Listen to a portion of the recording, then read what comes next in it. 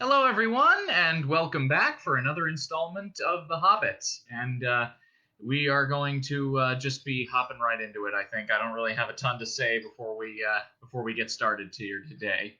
So, in the last chapter, like I said, they found the door, and Bilbo snuck inside and spotted Smaug the dragon and his whole treasure hoard and everything. So, he stole a cup to prove that he could do it, and brought it back to the dwarves, and that aroused Smaug's ire, and he attacked the mountainside, and then Bilbo basically Bilbo had a lengthy dialogue with Smaug, during which he inadvertently revealed that he was indeed a thief. So Smaug has made his way out of the after burning the side of the mountain again, and he's made his way out of the mountain and is on his way to Lake Town. Meanwhile, Bilbo and the dwarves are trapped inside of the mountain thanks to the collapse caused by Smaug, and that's where we find them here in chapter 13. Here we go. Chapter 13, Not at Home. In the meanwhile, the dwarves sat in darkness, and utter silence fell about them. Little they ate, and little they spoke. They could not count the passing of time, and they scarcely dared to move, for the whisper of their voices echoed and rustled in the tunnel. If they dozed, they woke still to darkness and to silence going on unbroken. At last, after days and days of waiting, as it seemed, when they were becoming choked and dazed for want of air, they could bear it no longer. They would almost have welcomed sounds from below of the dragon's return. In the silence they feared some cunning devilry of his, but they could not sit there forever. Thorin spoke. "Let us try the door," he said. "I must feel the wind on my face soon or die. I think I would rather be smashed by Smaug in the open than suffocate in here." So several of the dwarves got up and groped back to where the door had been, but they found that the upper end of the tunnel had been shattered and blocked with broken rock. Neither key nor the magic it had once obeyed would ever open that door again. "We're trapped!" they groaned. "This is the end! We shall surely die here!" But somehow, just when the dwarves were most despairing, Bilbo felt a strange lightening of the heart, as if a heavy weight had gone from under his waistcoat. "Come, come," he said. "While there's life, there's hope, as my father used to say, and third time pays for all. I am going down the tunnel once again. I've been that way twice, so I knew where there was a dragon at the other end, so I will risk a third visit when I am no longer sure. Anyway, the only way out is down, and I think this time you had better all come with me." In desperation they agreed, and Thorin was the first to go forward by Bilbo's side. "Now do be careful," whispered the hobbit, "and as quiet as you can be. There may be no Smaug at the bottom, but then again there may be. Don't let us take any unnecessary risks." Down, down they went. The dwarves could not, of course, compare with the hobbit in real stealth, and they made a deal of puffing and shuffling which echoes magnified alarmingly. But though every now and again Bilbo in fear stopped and listened, not a sound stirred below. Near the bottom, as well as he could judge, Bilbo slipped on his ring and went ahead. But he did not need it. The darkness was complete, and they were all invisible, ring or no ring. In fact, so black was it that the hobbit came to the opening unexpectedly, put his hand on air, stumbled forward, and rolled headlong into the hall. There he lay face downwards on the floor and did not dare to get up or hardly even to breathe. But nothing moved. There was not a gleam of light, unless, as it seemed to him, when at last he slowly raised his head, there was a pale white glint above him and far off in the gloom. But certainly it was not a spark of dragon fire, though the worm stench was heavy in the place, and the taste of vapor was on his tongue. At length Mr. Baggins could bear it no longer. "Confound you, Smaug, you worm!" he squeaked aloud. "Stop playing hide-and-seek! Give me a light and then eat me, if you can catch me!" Faint echoes ran round the unseen hall, but there was no answer. Bilbo got up and found that he did not know in what direction to turn. "Now I wonder what on earth Smaug is playing at," he said. "He's not home today, or tonight, or whatever it is, I do believe. If Owen and Glóin have not lost their tinder boxes, perhaps we can make a little light and have a look round before the luck turns." "Light!" he cried. "Can anybody make a light?" The dwarves, of course, were very alarmed when Bilbo fell forward down the step with a bump into the hall, and they sat huddled just where he had left them at the end of the tunnel. Shh! They hissed when they heard his voice. And though that helped the hobbit to find out where they were, it was some time before he could get anything else out of them. But in the end, when Bilbo actually began to stamp on the floor and screamed out, "Light!" at the top of his shrill voice, Thorin gave way, and Owen and Glóin were sent back to their bundles at the top of the tunnel. After a while, a twinkling gleam showed them returning. Owen with a small pine torch alight in his hand, and Glóin with a bundle of others under his arm. Quickly, Bilbo trotted to the door and took the torch. But he could not persuade the dwarves to light the others or to come and join him yet. As Thorin carefully explained, Mr. Baggins was still officially their expert burglar and investigator. If he liked to risk a light, that was his affair. They would wait in the tunnel for his report, so they sat near the door and watched. They saw the little dark shape of the hobbit start across the floor holding his tiny light aloft. Every now and again, while he was still near enough, they caught a glint and a tinkle as he stumbled on some golden thing. The light grew smaller as he wandered away into the vast hall. Then it began to rise, dancing into the air. Bilbo was climbing the great mound of treasure. Soon he stood upon the top, and still went on. Then they saw him halt and stoop for a moment, but they did not know the reason. It was the Arkenstone, the heart of the mountain. So Bilbo guessed from Thorin's description, but indeed there could not be two such gems, even in so marvelous a hoard, even in all the world. Ever as he climbed, the same white gleam had shone before him and drawn his feet towards it. Slowly it grew to a little globe of pallid light. Now as he came near, it was tinged with a flickering sparkle of many colors at the surface, reflected and splintered from the wavering light of his torch. At last he looked down upon it, and he caught his breath. The great jewel shone before his feet of its own inner light, and yet, cut and fashioned by the dwarves, who had dug it from the heart of the mountain long ago, it took all light that fell upon it and changed it into 10,000 sparks of white radiance shot with glints of the rainbow. Suddenly Bilbo's arm went towards it, drawn by its enchantment. His small hand would not close about it, for it was a large and heavy gem. But he lifted it, shut his eyes, and put it in his deepest pocket. "Now I am a burglar indeed," thought he. "But I suppose I must tell the dwarves about it, sometime. They did say I could pick and choose my own share, and I think I would choose this if they took all the rest." All the same, he had an uncomfortable feeling that the picking and choosing had not really been meant to include this marvelous gem, and that trouble would yet come of it. Now he went on again. Down the other side of the great mound he climbed, and the spark of his torch vanished from the sight of the watching dwarves. But soon they saw it far away in the distance again.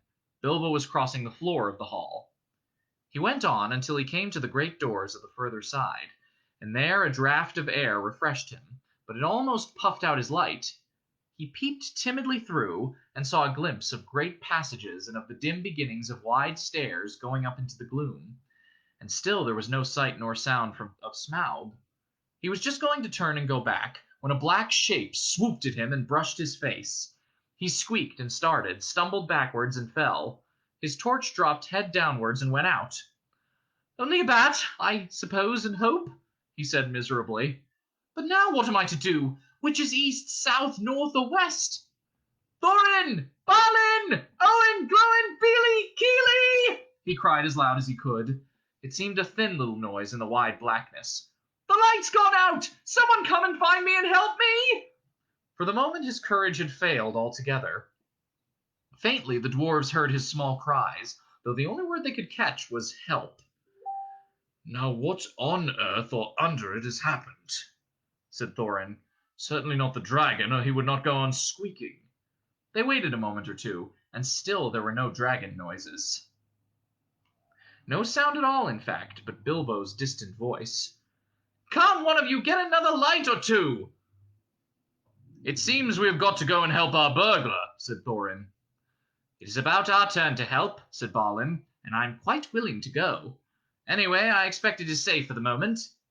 Glóin lit several more torches, and then they all crept out, one by one, and went along the wall as hurriedly as they could. It was not long before they met Bilbo himself coming back towards them. His wits had quickly returned as soon as he saw the twinkle of their lights.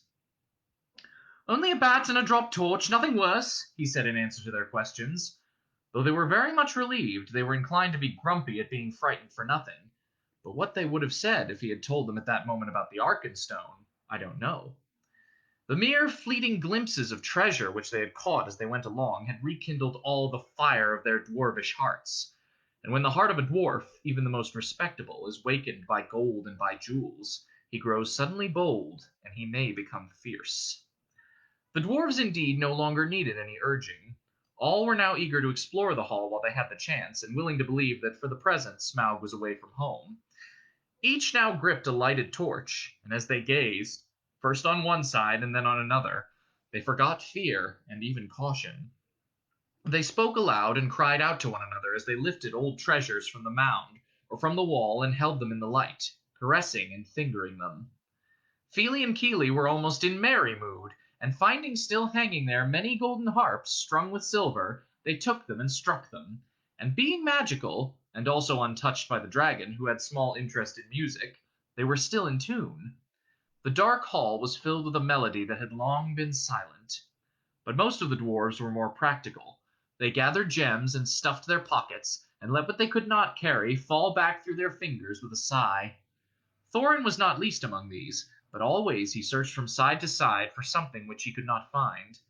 It was the Arkenstone, but he spoke of it yet to no one. Now the dwarves took down mail and weapons from the walls and armed themselves. Royal indeed did Thorin look, clad in a coat of gold-plated rings, with a silver-hafted axe in a belt crusted with scarlet stones. "Mr. Baggins," he cried, "here's the first payment of your reward. Cast off your old coat and put on this."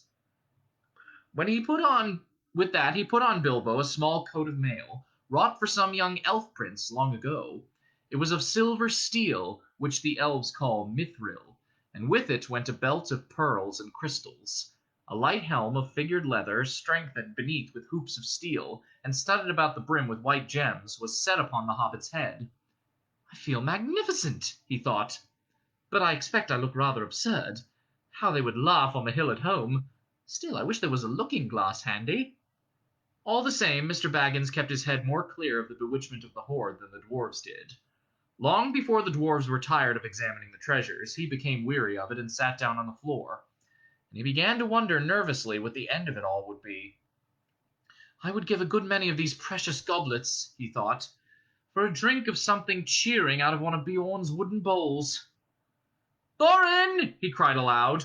"What next? We are armed, but what good has any armor ever been before against Smaug the Dreadful? This treasure is not yet won back. We are not looking for gold yet, but for a way of escape, and we have tempted luck too long."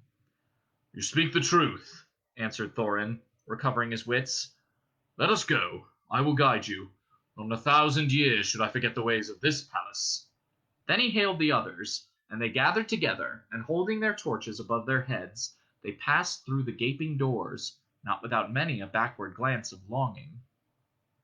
Their glittering mail they had covered again with their old cloaks and their bright helms with their tattered hoods, and one by one they walked behind Thorin, a line of little lights in the darkness that halted often, listening in fear once more for any rumor of the dragon's coming.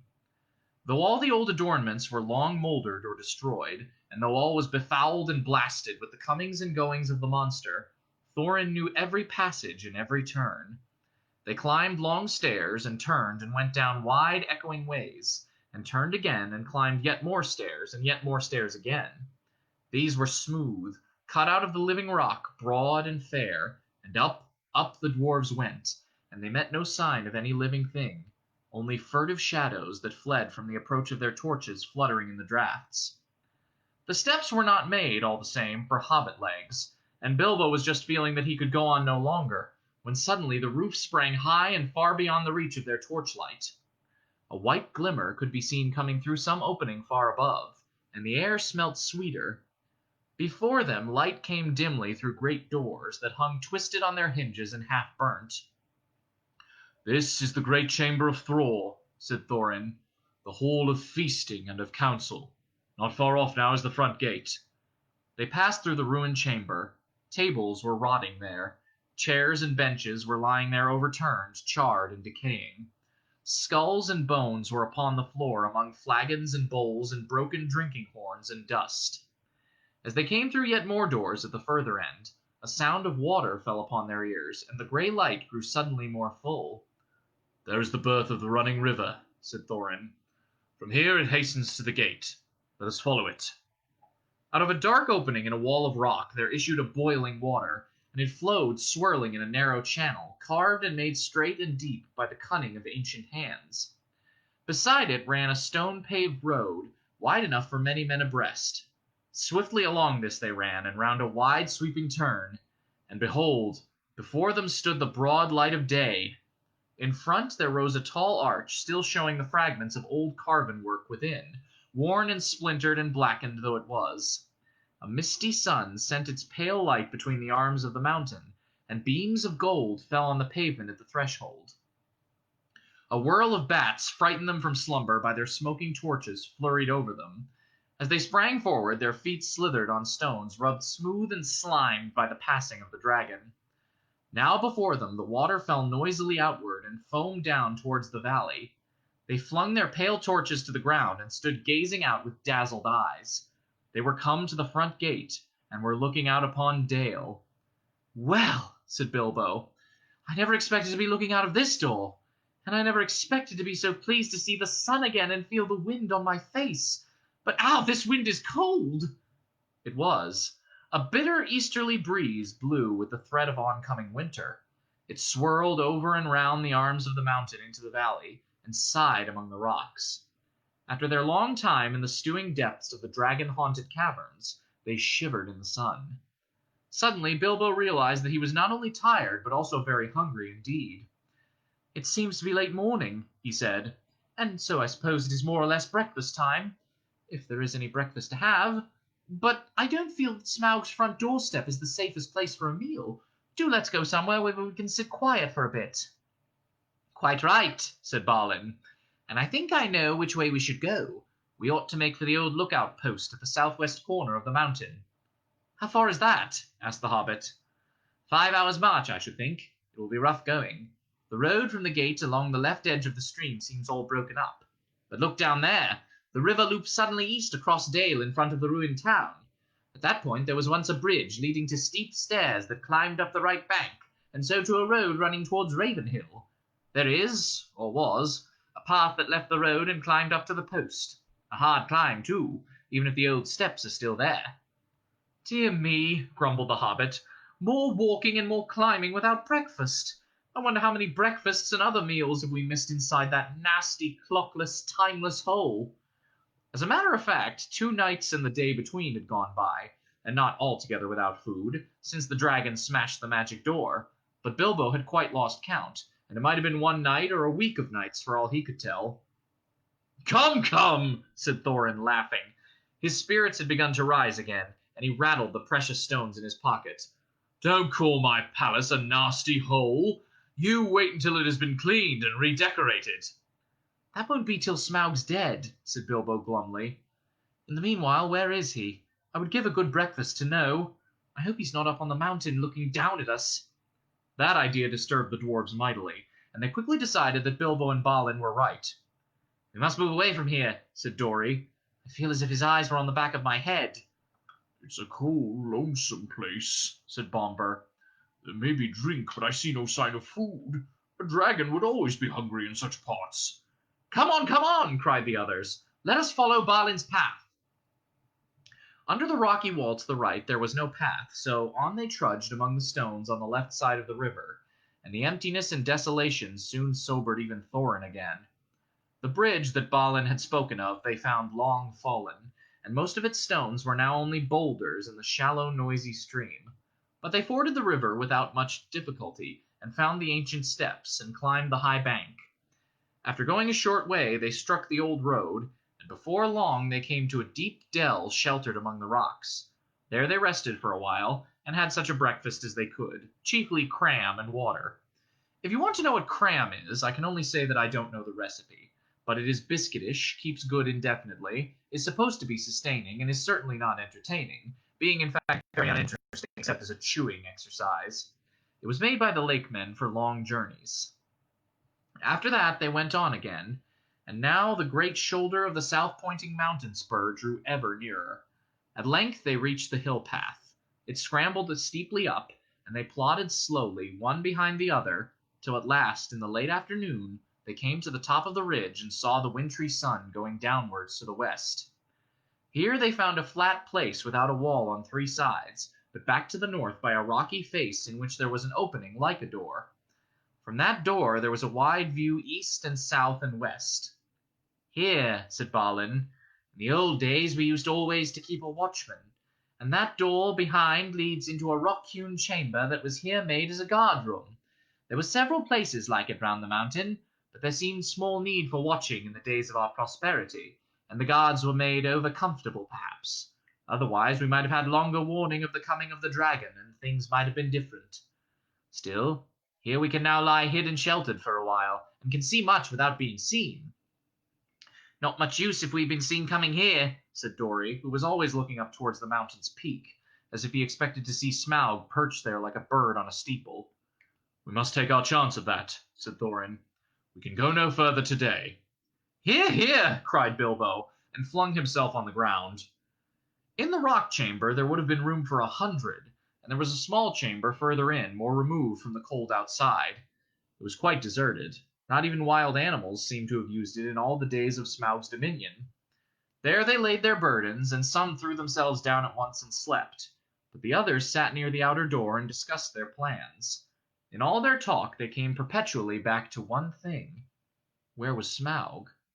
They looked west, and there was nothing, and east there was nothing, and in the south there was no sign of the dragon, but there was a gathering of a very many birds. At that they gazed and wondered, but they were no nearer understanding it when the first cold stars came out. And there we go. That's our chapter for this evening. So the journey continues, even though they've made it to their destination. They still have to figure out how to get all that gold out of there. So, I will see everybody tomorrow for our last read of the week, and I hope everybody is staying safe and staying healthy. Good night, everybody. See you tomorrow.